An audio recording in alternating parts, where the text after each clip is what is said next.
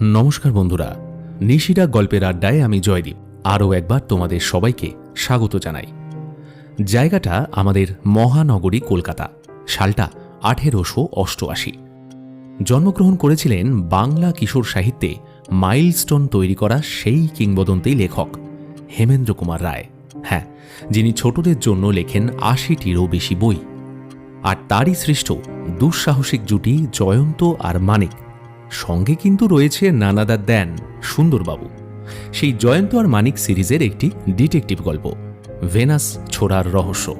আজকের গল্পে ডিটেকটিভ জয়ন্তের ভূমিকায় সৌরভ রায়, মানিকের চরিত্রে রয়েছে নীল চক্রবর্তী, গল্প পাঠ এবং যামিনীর চরিত্রে আমি জয়দীপ, সুন্দরবাবুর চরিত্রে অয়ন ব্যানার্জি এবং ধরণীবাবুর চরিত্রে জয় সরকার। তো চলো নিশিরা গল্পের আড্ডায় আজকে শুরু করা যাক হেমেন্দ্র কুমার রায়ের কলমে জয়ন্ত মানিক সিরিজের ডিটেকটিভ গল্প ভেনাস ছোড়ার রহস্য।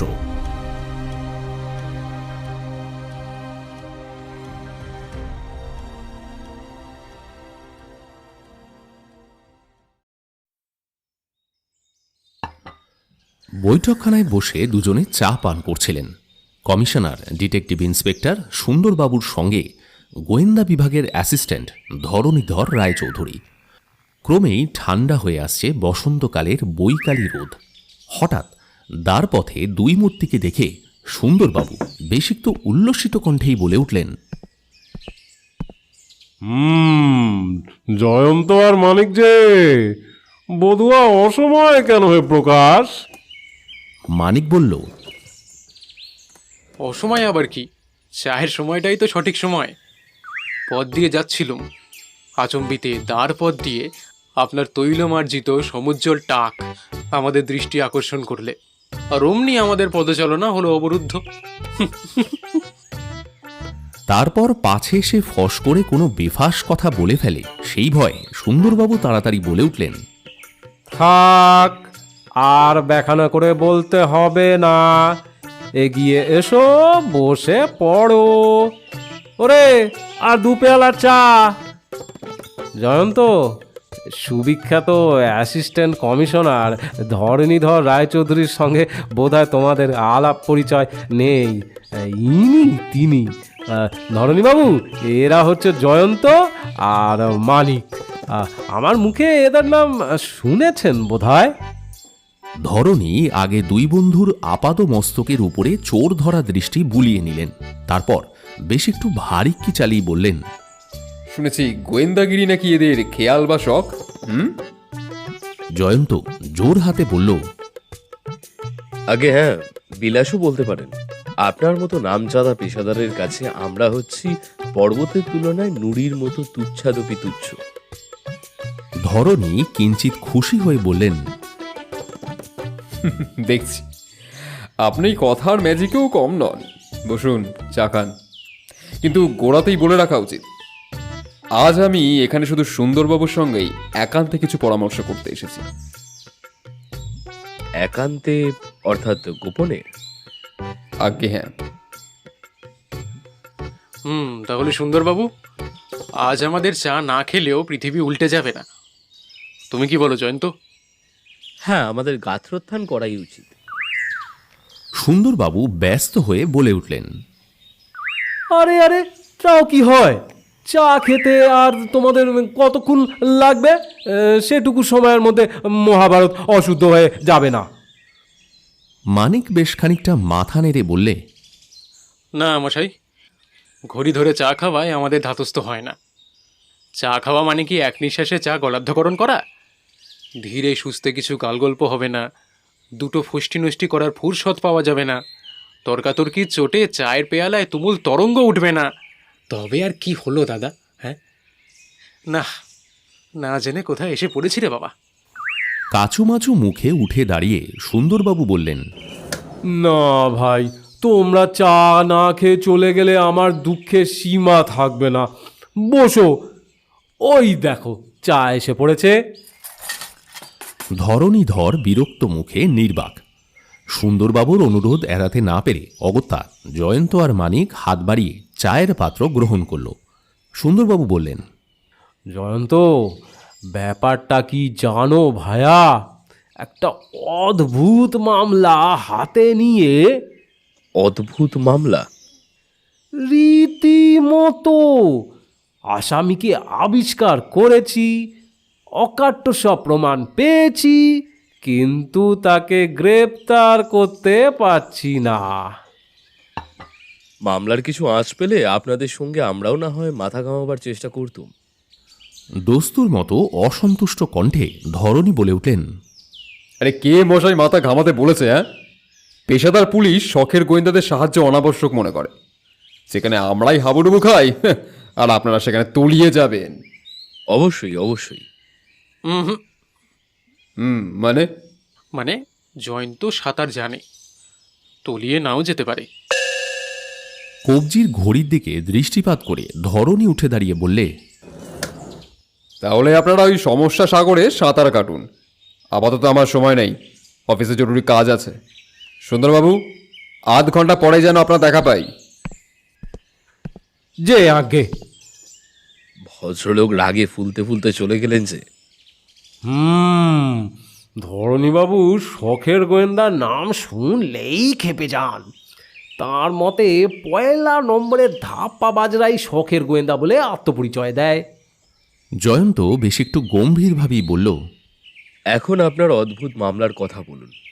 সুন্দরবাবু বলতে লাগলেন, ফলাও করে বলবার সময় নেই, ছুটি পেয়েছি আধ ঘন্টা মাত্র। সংক্ষেপে বলবো, সদানন্দবাবু মস্ত ধনী, মোটা ব্যাংকের খাতা আর স্থাবর সম্পত্তির মালিক। তার স্ত্রী স্বর্গে, পুত্র সন্তান নেই। মন্দ্রা তাঁর একমাত্র কন্যা, সে একাধারে রূপবতী আর গুণবতী। সসম্মানে MA পরীক্ষায় উত্তীর্ণ হয়েছে। হাতে অঢেল টাকা থাকলে অনেকের অনেক রকম শখ বা নেশা বা খেয়াল হয়, বুঝলে। সদানন্দবাবুর শখ ছিল দেশ ভ্রমণ। তিনি ভারতের পূর্ব, পশ্চিম, উত্তর, দক্ষিণ কোথাও টহল দিতে বাকি রাখেননি। তারপর যান ইউরোপে, তারপর আমেরিকায়। সেখানে গিয়ে তিনি এক নতুন বন্ধু লাভ করেন, যামিনী কান্ত। তার সঙ্গে সেও দেশে ফিরে আসে, আর প্রতিদিনই দুজনে মিলে নানা বিষয় নিয়ে আলাপ আলোচনা বা তাস দাবা পাশা খেলা চলে। ধনী না হলেও বাপের দৌলতে তাকেও চাকরি করে খেতে হয় না, বুঝলে কি না। সদানন্দবাবুর বয়স 60 আর যামিনীর এই ধরো 45, কিন্তু তাদের ঘনিষ্ঠতা বয়সের ব্যবধান ঘুচিয়ে দিয়েছিল।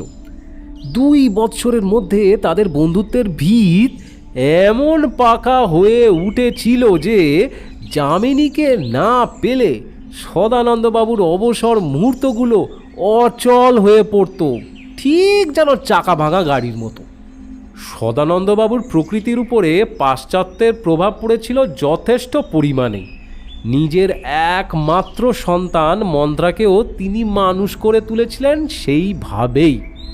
সে MA পাস দেবার পরেই তাকে সঙ্গে করে নিয়ে আমেরিকায় গিয়ে তিনি 1 বৎসর কাল কাটিয়ে আসেন। তিনি জানতেন তাঁর বিপুল সম্পত্তির উত্তরাধিকারিণী হবে মন্ত্রা। সুতরাং দুনিয়াদারির সঙ্গে পরিচয় ঘনিষ্ঠ না হলে তার চলবে না। মন্দ্রা যে খুব সুন্দরী তা নয়, তবে তাকে দেখলেই মুগ্ধ হতে হয়। যামিনীও মুগ্ধ না হয়ে পারেনি।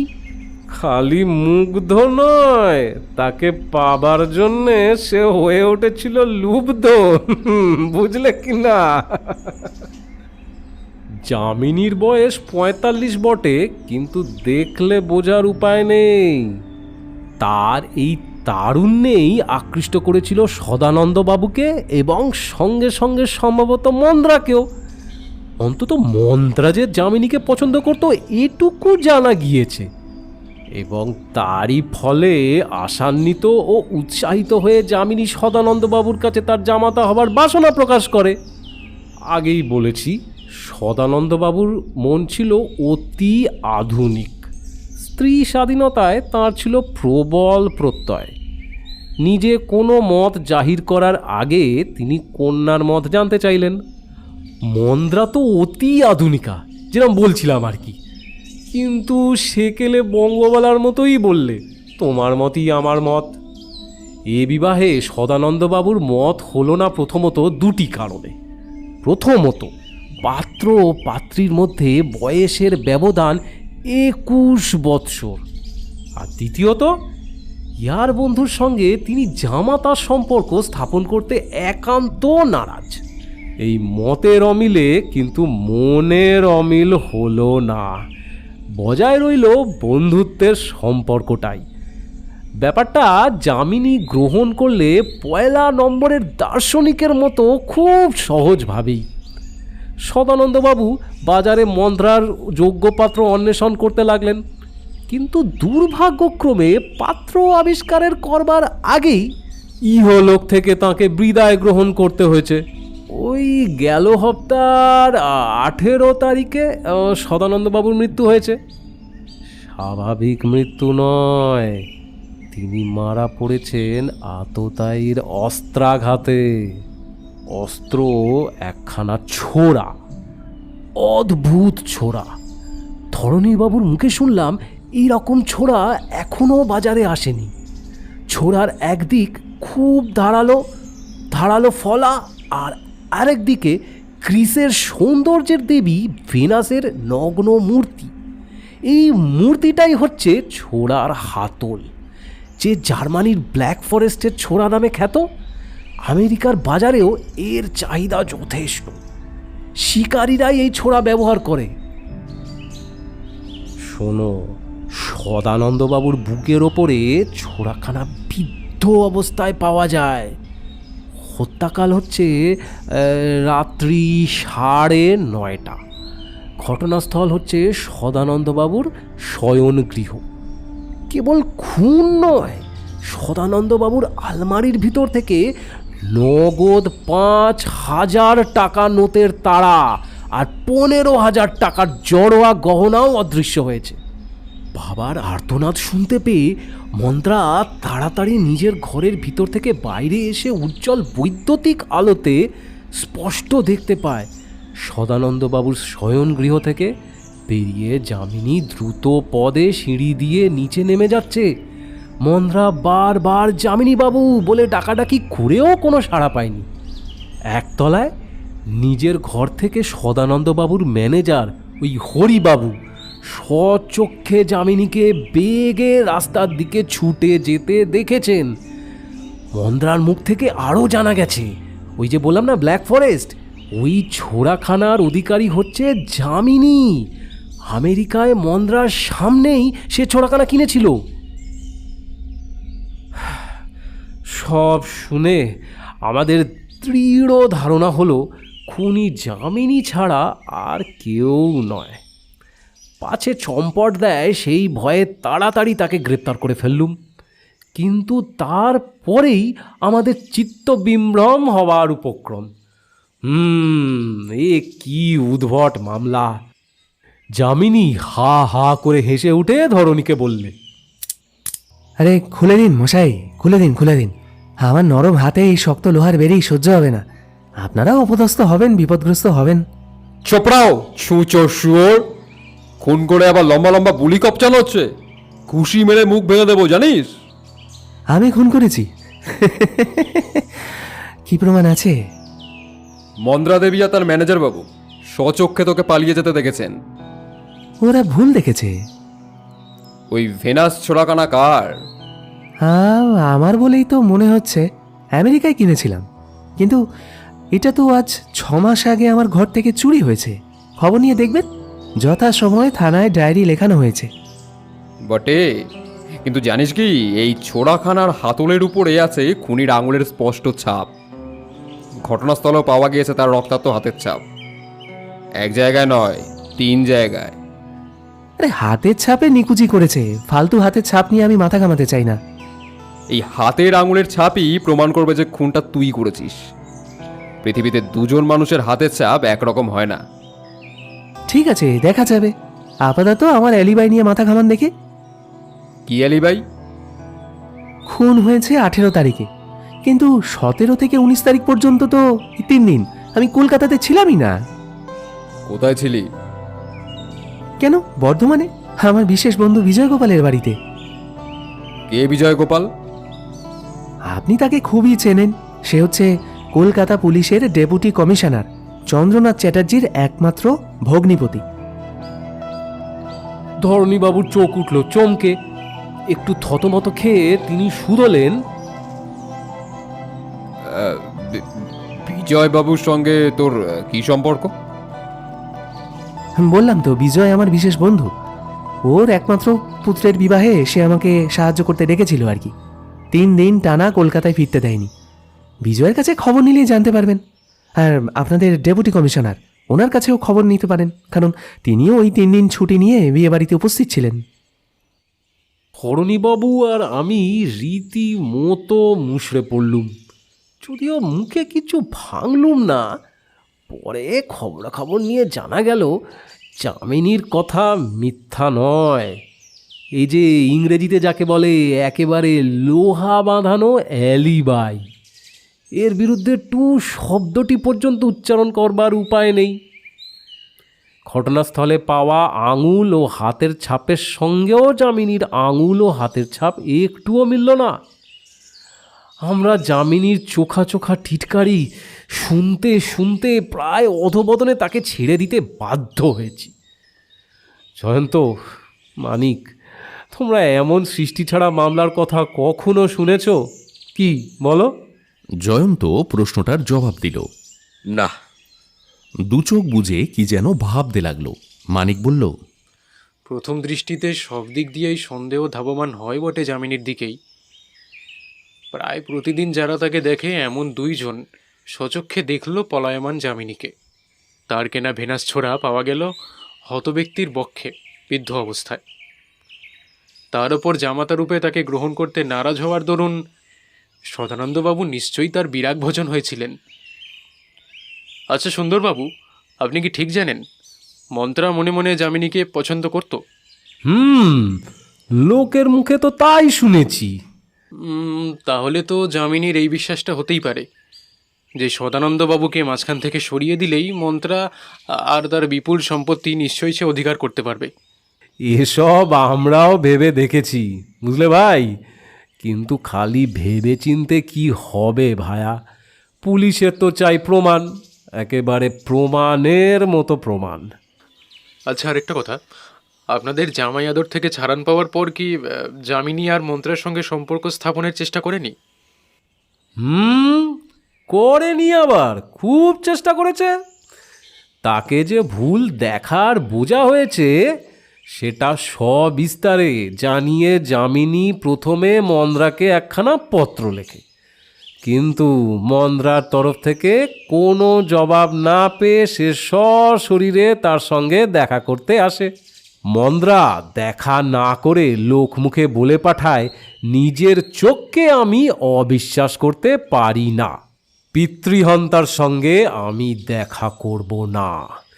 অগত্যা যামিনীকে তাই হাল ছাড়তে হয়েছে। হঠাৎ জয়ন্ত চোখ মেলে বলল, ষড়যন্ত্র, ষড়যন্ত্র। এই হত্যাকাণ্ডের মধ্যে একাধিক ব্যক্তির ষড়যন্ত্র আছে। সুন্দরবাবু বেশ একটু কৌতূহলী কণ্ঠেই বলে উঠলেন, কেমন করে বুঝলে? আমার বোঝাবুঝির মূল্যই বা কতটুকু? ধরণীবাবু বললেন, কড়াক্রান্তিও নয়। কিন্তু আরে বাবা, আমি তো ধরণীবাবু নই। তাহলে আপনাকে আমি গোটা কয়েক প্রশ্ন করতে পারি? আমার সর্বপ্রথম প্রশ্ন হচ্ছে, যামিনীদের দেশ কোথায়? মুর্শিদাবাদ জেলার জিয়াগঞ্জে। কিন্তু আজ 20 বৎসর আগে পিতা মাতার মৃত্যুর পর সমস্ত স্থাবর সম্পত্তি বিক্রি করে যামিনী দেশের সঙ্গে যা কিছু সম্পর্ক ছিল সব তুলে দিয়ে চলে আসে। তারপর এই নানাস্থানি হয়ে ঘুরে বেড়ায়। জিয়াগঞ্জের কোনো লোকই তার কথা বিশেষ কিছুই জানে না। ভাষা ভাষা কেবল শোনা যায় কামিনীকান্ত নামে যামিনীর আর এক ছোট ভাই ছিল। সে নাকি ক্রিমিনাল। ওয়ারেন্টে ধরা পড়ার ভয়ে আজ 15 বৎসর ধরে কোথায় কোন দেশে নিরুদ্দেশ হয়ে আছে। যামিনীও তার খোঁজ খবর পায় না। সে বলে তার ভাই নিশ্চয়ই বেঁচে নেই। আমার পরের প্রশ্ন হচ্ছে, সদানন্দ বাবুর সঙ্গে আমেরিকা থেকে ফিরে এসে যামিনী কোথায় বাসা বেঁধেছিল?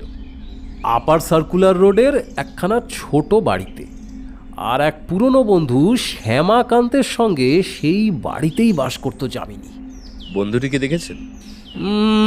দৈব গতিকে দেখেছি। মাস পাঁচেক আগে ওপাড়ার একটা বড় চুরির মামলায় পুলিশের পক্ষে সে সাক্ষ্য দিতে আসে। মুখময় দাড়ি গোফের ঝোপঝাড়, মাথায় কাঁধ পর্যন্ত ঝুলে পড়া এলোমেলো চুলের জঙ্গল, চোখে মোটা কাঁচের কালো চশমা, দস্তুর মতো বন্য চেহারা, পরনে গেরুয়া কাপড় জামা, বিবাহ করেনি, সংসারের ধরা বাঁধার ধার ধারে না, ধর্মালোচনায় আর তীর্থভ্রমণেই তার দিন কাটে। দুনিয়ায় কত রকম জীবই আছে বুঝলে ভাইয়া। আমরা যেদিন বোকা বনবার জন্য যামিনীকে গ্রেপ্তার করতে যাই, সেদিনও সে বাড়িতে ছিল না। শুনলাম তীর্থ ভ্রমণে গিয়েছে। হঠাৎ উঠে পড়ে জয়ন্ত বলল, হয়ে গেছে, চলো মানিক, আমরা পালাই, নাহলে সুন্দরবাবুর কর্তব্য পালনের ত্রুটি হবে। আবার যথাসময়ে দেখা করব। নমস্কার। জয়ন্তের কথায় সুন্দরবাবু হতভম্বের মতো ফ্যাল ফ্যাল করে তাকিয়ে রইলেন।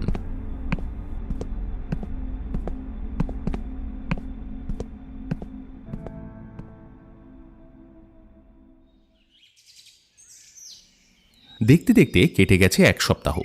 টেবিলের 2 প্রান্তে বিমর্ষের মতো উপবিষ্ট ধরণীধর আর সুন্দরবাবু। মাঝে মাঝে চায়ের পেয়ালায় 1-2 চুমুক দিচ্ছিলেন বটে, কিন্তু কেউ যেন চায়ের স্বাদ পাচ্ছিলেন না। এমন সময় দ্বারপথে আবার জয়ন্ত মানিকের আবির্ভাব। ধরণী চোখ তুলে একবার তাদের দেখলেন, তারপরেই বিরক্ত মুখে মুখ ফিরিয়ে টেবিলের দিকে দৃষ্টি নিবদ্ধ করলেন।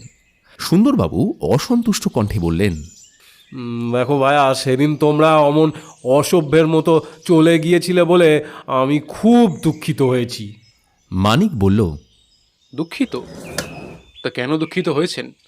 মানে আমরা কি মামলাটার আনুপর্বিক বিবরণ অতিশয় মনোযোগ সহকারে শ্রবণ করিনি নাকি? শুনেছ বটে, কিন্তু পর মুহূর্তেই হ্যাঁ কি না কিছু না বলেই বেগে স্থান ত্যাগ করনি। ধরণীর মুখের দিকে একবার সকৌতুকে তাকিয়ে নিয়ে মানিক আবার বলল, হ্যাঁ, তাছাড়া আর কি করবার উপায় ছিল বলুন সুন্দরবাবু?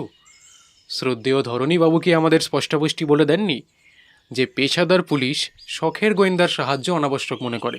ধরণীবাবু বললেন, হ্যাঁ, তখনও বলে দিয়েছি, আবার এখনও তাই বলছি। আমার এক কথা। হ্যাঁ, নিশ্চয়ই ভদ্রলোকের এক কথা। তা আমরা তো আর মশাইয়ের গায়ে পড়ে সাহায্য করতে আসিনি। আমরা এসেছি আমাদের প্রিয় বন্ধু সুন্দরবাবুকে একটা খবর দিতে। সুন্দরবাবু বেশ একটু কৌতূহলের সঙ্গে জিজ্ঞাসা করলেন, কি খবর?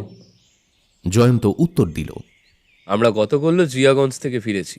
সুন্দরবাবু সবিস্ময়ে বললেন, তোমরাও জিয়াগঞ্জে গিয়েছিলে? কেন হে? সেখানে তো যামিনীকে কেউ চোখেও দেখেনি।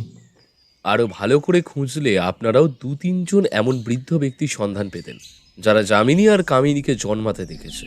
ধরণী তাচ্ছিল্যের ভাব দেখিয়ে বলে উঠলেন, আরো ভালো করে খোঁজবার কোনো দরকারই ছিল না আমাদের। যেটুকুনি জানবার তা জেনেছি। যত সব বাজে কথা। ওই 45 বছর আগে যারা জিয়াগঞ্জে যামিনীকে জন্মাতে দেখেছে, সেই সব বুড়োর বকুনি শুনে কলকাতায় বসে কোনো খুনের মামলার ফয়সলা করা যায় না। বলতে বাধ্য হলুম, আপনার ধারণা ভুল। বুড়োদের মুখে কি খবর পেয়েছি জানেন? যামিনী আর কামিনী যমজ ভাই। দুজনকে একই পোশাক পরালে কে যামিনী আর কে কামিনী কেউ ধরতে পারত না। সুন্দরবাবু, এই তথ্যটুকু আপনার কোনো কাজে লাগবে কি? সুন্দরবাবু প্রথমে গম্ভীর মুখে কি যেন চিন্তা করতে লাগলেন, তারপর হঠাৎ লাফ দিয়ে উঠে দাঁড়িয়ে উত্তেজিত কণ্ঠে বললেন, মূল্যবান তথ্য বুঝলে ভাইয়া। খুন করলে কামিনী, লোহার বালা পড়লে যামিনী। বুঝতে পেরেছ? না সুন্দরবাবু, এখনো বোধহয় ব্যাপারটা আপনি তলিয়ে বুঝতে পারেননি। যা কিছু ঘটেছে তাবৎ ব্যাপারের মূলে আছে একমাত্র যামিনীরই মস্তিষ্ক। কামিনী করেছে তারই আদেশ পালন। যামিনী জানতো স্বাভাবিকভাবে পুলিশের সন্দেহ তারই ওপরে পড়বে, তাই পুলিশকে সে রীতিমতো নাকাল করতে চেয়েছিল। উপরন্ত প্রায় তারই মতো দেখতে কামিনীকে তার দরকার হয়েছিল, সদানন্দবাবুর বাড়িতে অবাধে প্রবেশ করবার সুবিধা হবে বলে। আরে কিন্তু কোথায় সেই কামিনী? তা আমি জানি না, তবে এক্ষেত্রে একটা সন্দেহ প্রকাশ করতে পারি। ধর্মপরায়ণ তীর্থ পর্যটক শ্যামাকান্তকে আবিষ্কার করুন। তার মাথাটা দীর্ঘ কেশ পাশ থেকে মুক্ত করুন, তার চোখের ওপর থেকে চশমার কালো কাঁচের আবরণ সরিয়ে ফেলুন, তার মুখ থেকে লম্বা দাড়ি গোঁফ কামিয়ে দিন, তার গা থেকে গেরুয়া কাপড় জামা কেড়ে নিন। হয়তো সচক্ষে দেখতে পাবেন যামিনীকান্তের যমজ ভাই কামিনীকান্তকে। হয়তো এ হচ্ছে আমার ভ্রান্ত ধারণা, কিন্তু এখনই আমি সঠিক কিছু বলতে পারবো না। সুন্দরবাবু বেশ একটু হতাশভাবেই বললেন, কিন্তু শ্যামাকান্ত যে খাঁচার বাইরে কোথায় উড্ডীয়মান হয়েছে, কে তার সন্ধান দেবে বলো? ধরণী এতক্ষণ গোঁ ভরে নীরবে সব কথা শুনছিলেন। এতক্ষণ পর মুখ খুললেন। সুন্দরবাবু, ভুলে যাচ্ছেন কেন? আমাদের যেসব সুযোগ সুবিধা আছে ওই শখের গোয়েন্দাদের তা নেই। আমি ডাকঘরের সঙ্গে এমন ব্যবস্থা করতে পারি যে যামিনীর বাড়ির সমস্ত চিঠিপত্র যেন বিলি করবার আগে আমাদের কাছে পাঠানো হয়। জয়ন্তবাবুর সন্দেহ যদি সত্যিই হয়, তবে আজ বা কাল, না হোক 2 কি 4 কি 6 মাসের মধ্যে কোনো না কোনো ইঙ্গিত ঠিকই পাওয়া যাবে। তোমাদের কি মত জয়ন্ত, বলো? আমাদের আর কোনো মতামত নেই এখন, তবে আসি। চলো মানিক।